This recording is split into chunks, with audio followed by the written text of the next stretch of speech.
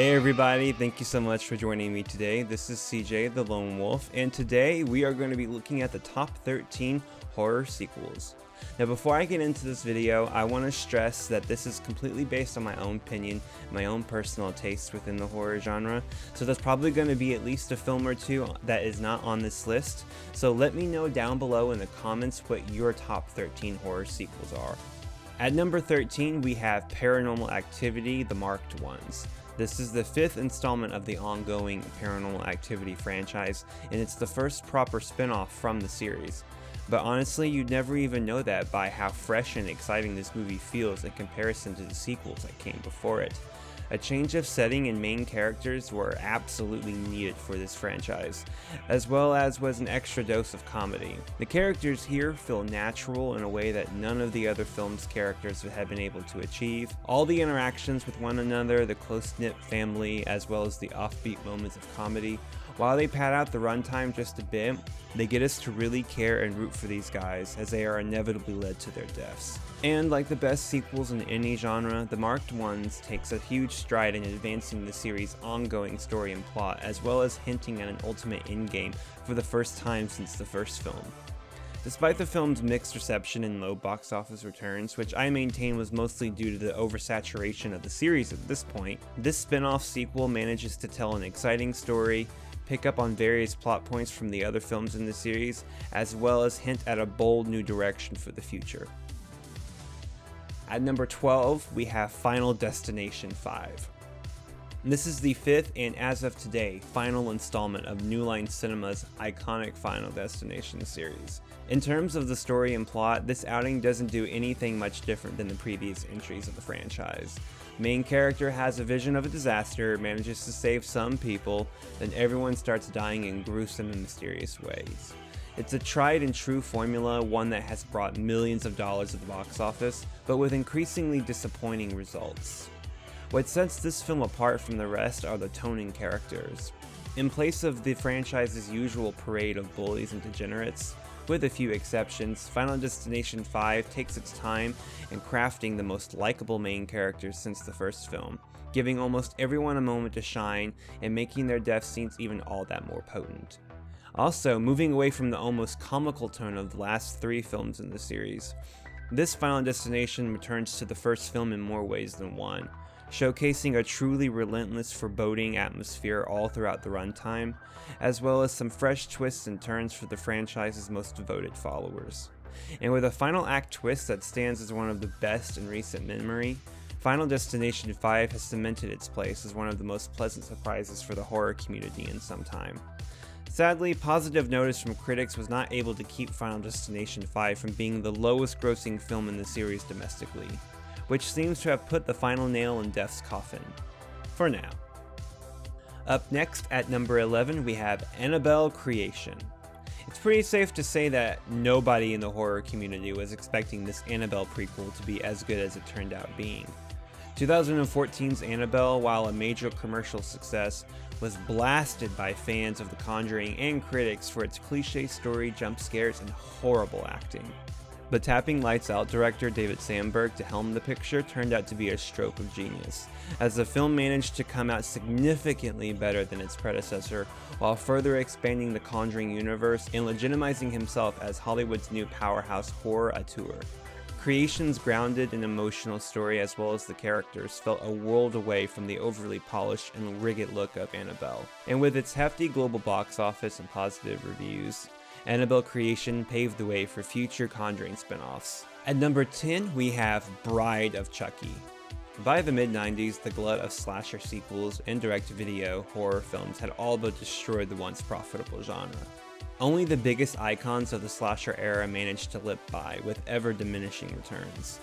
Serial killer icon and good guy doll Chucky was no different, with his third film Child's Play 3 not only bombing with critics and audiences, but was at the center of several real-life acts of violence. It wasn't until 1996's Scream came onto the scene that everything changed. Needing a new look and tone, future Freddy vs. Jason director Ronnie Yu decided to reimagine the Child's Play series as a pitch-black horror comedy, and introduced a new iconic character in the form of Jennifer Tilly's Tiffany. Tilly, as well as the Black Comedy, proved to be an invaluable asset to the Chucky franchise, as both followed the franchise in each subsequent installment. Along with a cast of fresh faces and a slew of references that every horror geek would love, Bride of Chucky helped reinvigorate the franchise, and it has been going strong ever since. At number 9, we have Friday the 13th, Part 2. The Friday the 13th franchise. Ask any random fan what film in the series is the best, and you'll likely get a different answer each time. Perhaps no other horror franchise is so far removed from its first installment than Friday the 13th. In fact, it wasn't until the 1981 sequel that everyone's favorite hockey mask serial killer even made his debut in the franchise. And wouldn't even don said hockey mask until next year's Friday the 13th Part 3. But more so than any of the other films, Part 2 is still very much in the shadow of the first film. The look, the tone, the characters, thin story, basically every element besides the killer was carried over here. But it's in that simplicity that Friday the 13th Part 2, much like the original, truly shines. The series would later resort to ever-increasing levels of absurdity just to keep the series alive. But here, there's no supernatural elements, no other iconic boogeymen to fight, no spaceships, no fourth wall breaking comedy. Here we just have another innocent group of campers and their living nightmare in the form of Jason Voorhees. Pit him up against the slasher film's ultimate final girl, Jenny Fields, and you have the recipe for one of the best sequences in all slasher films. And despite falling from the enormous heights of the first film's box office, Friday the 13th Part 2 ironed out the template that the rest of the sequels would follow, while giving birth to one of horror's most feared slashers. Coming up next at number 8 is going to be VHS 2. The first VHS film was an extremely scattershot horror anthology that attempted to connect 5 separate horror shorts together through a connective arc, with the gimmick being that all of these shorts were found footage stored on VHS tapes. In my opinion, the film was only marginally successful, and there were only 2 real standout moments from the otherwise dull and meandering collection. VHS 2, however, is an improvement in virtually every aspect of its production, from the quality of the writing to the directors behind every short, the gore, the effects. Everything is just scaled up considerably from the first film. The talent in front and behind the camera definitely give it their all, and the horror shorts as well as the framing device all work as individual horror films in their own right. They each have a unique vision and angle, as well as different reasons for each film being a recording. I haven't had this much fun watching a horror movie in a long time, and the middle segment, Safe Haven, remains to this day one of the most thrilling and terrifying films in modern movie history. It's a real shame that this upward tick stopped with VHS Viral, but the accomplishments of this film still stand, and it represents one of the most drastic changes in quality from a film to sequel that I've ever seen. Up next at number 7, we have Hannibal, the third adaptation of Thomas Harris's best-selling books, as well as the much-delayed sequel to Silence of the Lambs. Hannibal is one of Ridley Scott's finest and most underrated directing efforts to date. The original film was a huge cultural moment and the winner of countless awards and accolades, including all 5 major award categories at the Oscars. Despite this, Hannibal was met with several roadblocks before making its way to theaters in 2001, with the original director Jonathan Demme and leading actress Jodie Foster both declining to return. The film was still highly anticipated and recorded the 3rd biggest opening weekend upon release. Reviews at the time were mixed, as were reviews for Thomas Harris's book, for which the film was based on. Nonetheless, it was still a massive commercial success and has developed a cult following over time. The film features some of the best cinematography from Scott's career, a convincing lead performance from Julianne Moore, and a masterful score from Hans Zimmer. The film just oozes with a dark intensity, and while at times more than a little melodramatic, still manages to scare and unnerve me just as much as its acclaimed predecessor. Delving even deeper into Hannibal Lecter's psychopathy, the effects of violence and vengeance on the mind, and a dark, insidious romance make for a deeper, more involving, and more gruesome story for horror fans to sink their teeth into. Up next at number 6, we have David Gordon Green's Halloween. This is the 11th film in the ongoing Halloween franchise, and the 3rd reboot of the series. This was a hard choice for me, and this spot almost went to Halloween 4 instead. What made it pull ahead in the end was the powerful story told by 3 generations of women who have been, in one way or another, haunted by the unstoppable Michael Myers. Halloween 2018 wastes no time in completely trashing almost all of the lore and mythology that the series had built up to that point, and wisely so if you ask me. No longer weighed down by unnecessary family ties and cult nonsense, this Halloween gets back to basics, choosing to showcase a wounded Laurie Strode and an aging Michael Myers, both hell-bent on destroying the other. Along for the ride is Halloween creator himself, John Carpenter, riding this ship as both an executive producer and composer. His new score for the film stands out amongst his best work. Having him back on board the series for the time being is one of the greatest gifts you could ever give the horror community. It goes without saying that Jamie Lee Curtis completely kicks ass, as does David Gordon Green, and the entire team manages to create the single most thrilling, engaging, and entertaining Halloween film since the 1978 original Immortal classic. Number 5, we have Wes Craven's New Nightmare. Wes Craven had every right to completely shut out New Line after taking Freddy Krueger away from him, and it's a miracle that he even came back to the series at all, and this wasn't even the first time that he had even done so. But Craven didn't let his personal feelings get in the way of making probably the best Elm Street movie outside of the 1984 original. As a kid, I was immediately grabbed by this film once I saw it on TV, and it became one of my favorites of Craven's many classics. Heather Langenkamp turns in a career-high performance as a fictionalized version of herself, as well as an incredibly nuanced co-star, Michael Hughes. The story itself takes cues from both slasher tropes as well as classic fairy tales and fables, creating a singularly unique take on the legacy of the Elm Street franchise, as well as a commentary on the mega popularity of Freddy Krueger and the power that he can have over real-life audiences. Unfortunately, after so many disappointing entries in the Elm Street franchise, mainstream audiences either didn't care or were saving their money for next year's Scream. Still, it's one of the most unique sequels that I've ever seen, while still paying homage to the original film, and is one of Wes Craven's absolute best. Number 4, we have Cold Prey 2. Probably not what you were expecting, were you? I watched all 3 Cold Prey movies on my computer one weekend while camping, and by the end of all of it, I was wishing that there were more. This is one of the more overlooked horror series out there, no doubt to it being a Norwegian production. But make no mistake, the actors and talents behind the camera here take the utmost care in crafting a tense follow-up to the already amazing original. Taking some cues from Halloween 2, the sole survivor of the last movie's massacre wakes up to discover that her would-be killer is still alive and being treated in the same hospital that she is. The insane mountain man then tears his way through the hospital trying to find the one that got away. The first 2 Cold Prey movies were highly regarded by Norwegian audiences and critics, and the film made local box office records during its opening weekend. The film's setting, cinematography, and acting performances are all first rate, and elevate the otherwise routine slasher tropes to an entirely different level. There is more care and heart here than in most Hollywood sequels, and this should definitely be checked out by anybody who's a fan of slasher films. At number 3, we have Scream 2.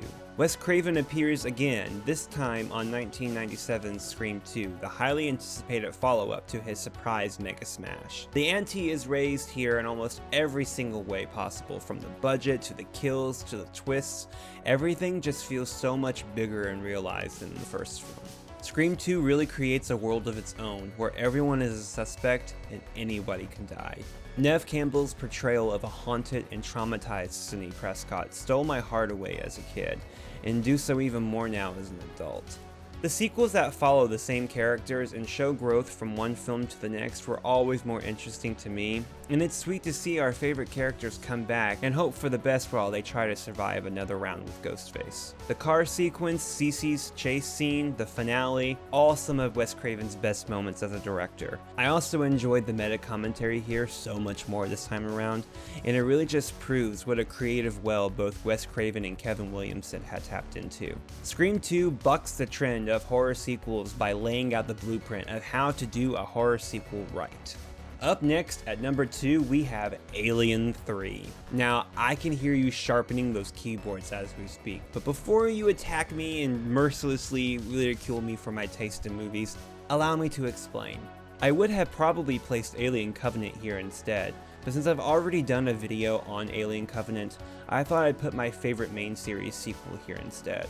And look, Aliens is a classic, and it's a classic for a reason. I love that film, I have nothing against that film. That being said though, I don't think that Aliens is underrated in any way, and Alien 3 connects back to the bleak horror of the original, and that just grabs me more than the brass action of Aliens. And by all accounts, Alien 3 should have been bad.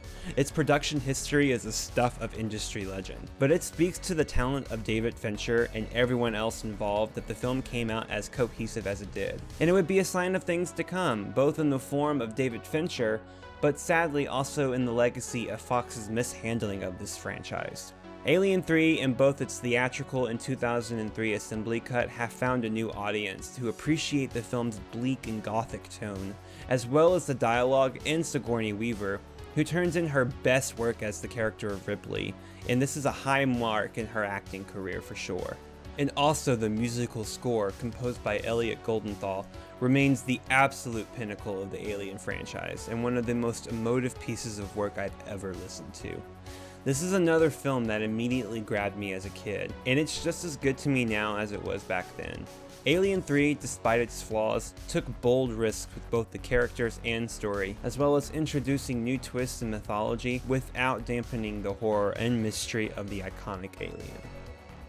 And now, finally, the #1 best horror sequel is Psycho 2. I would not want to be a member of the crew of this film. How on earth do you even begin to do a sequel to a movie as iconic and redefining as Psycho?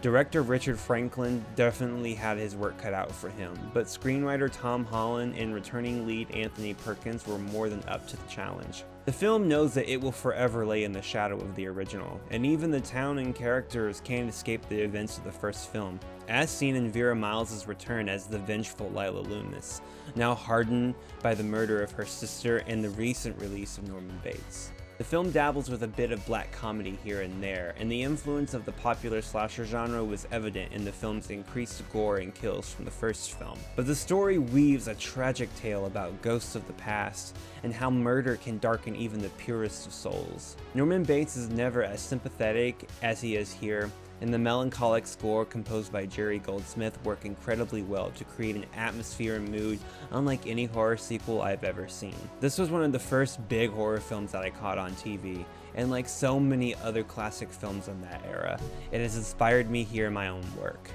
Quentin Tarantino was quoted as saying that he liked the sequel over the original, and dare I say, he makes a compelling case. I wish all sequels took this level of reverence and care for the story. Maybe horror sequels wouldn't have had such a bad name if they were more like Psycho 2.